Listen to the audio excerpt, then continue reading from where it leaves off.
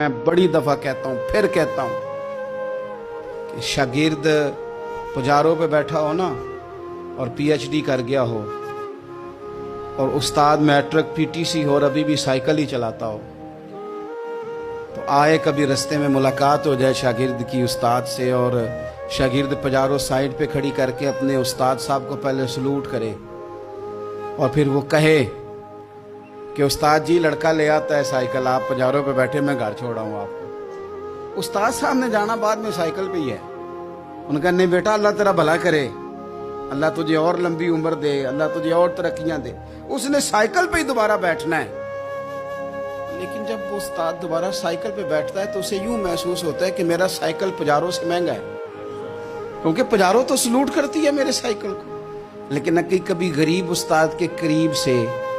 امیر شاگرد گزر جائے تو تکلیف ضرور ہوتی ہے کہ یار تو میرے پاس سامنے پھٹی پہ بیٹھ کے پڑھتا تھا اور آج تو کہاں پہنچ گیا۔ جب ہم احترام کرتے ہیں تو سوسائٹی میں قدریں بڑھتی ہیں یار۔